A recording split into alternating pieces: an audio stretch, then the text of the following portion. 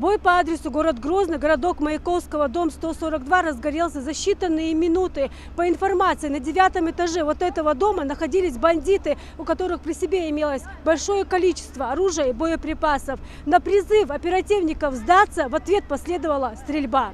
Жители близлежащих подъездов и домов были в срочном порядке эвакуированы. Сюда были стянуты подразделения МВД Республики, силы ФСБ и сотрудники СОБР «Терек». Бой продолжался около 20 минут, и вскоре ответным огнем боевики были уничтожены. Одновременно в селе Пролетарское была блокирована автомашина, в которой находился третий соучастник банды, у которого при себе был автоматический пистолет «Стечки».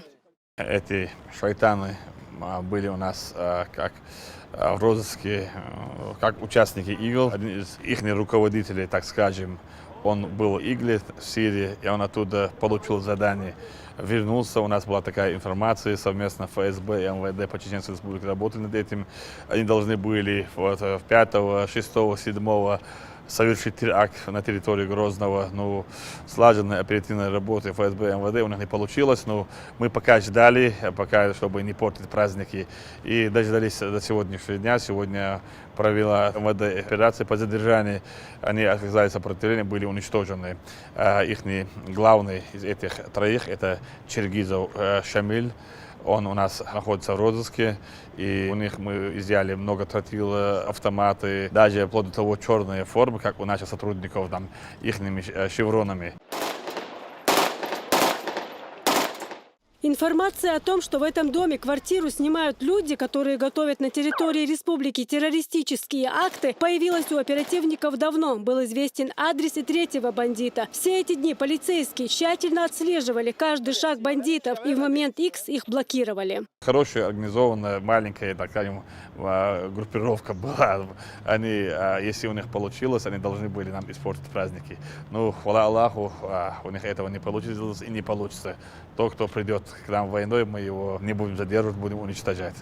В квартире были обнаружены взрывчатые вещества, в том числе и селитра в огромном количестве. Полицейские бандиты стреляли из автоматов Калашникова. Также при них имелись ручные гранаты. Квартира загорелась уже в конце спецоперации. Огонь потушили силы МЧС республики. На месте происшествия работает следственный комитет. Отныне, говорят власти, церемониться с бандитами никто не будет. Мы работаем над этим днем и ночью. Мы должны работать над этим не только наша республика, все регионы, не только Северокавказские, остальные тоже. Сегодня ИГИЛ. Вот мы слышим призывы, видео. И эти призывы действительно опасны для нас. Если мы пропустим малейшую возможность, допустим, ошибку, они могут совершить где-то там такой теракт, и там могут погибнуть мирные люди. Поэтому все службы, в первую очередь, главы субъектов должны днем и ночью работать над этим, чтобы не дать возможность совершить террористические акты. Сами оперативники называют спецоперацию «чистой» в кавычках. Не задеты даже окна в соседних квартирах. Не пострадал ни один мирный житель. Ранены 2 оперуполномоченных управления уголовного розыска МВД Республики, а также легкое ранение получил сотрудник ОМОН. Сегодня во время проведения спецоперации в Старопонсовском районе было ранено 2 сотрудников уголовного розыска МВД Чеченской Республики и 1 боец ОМОН.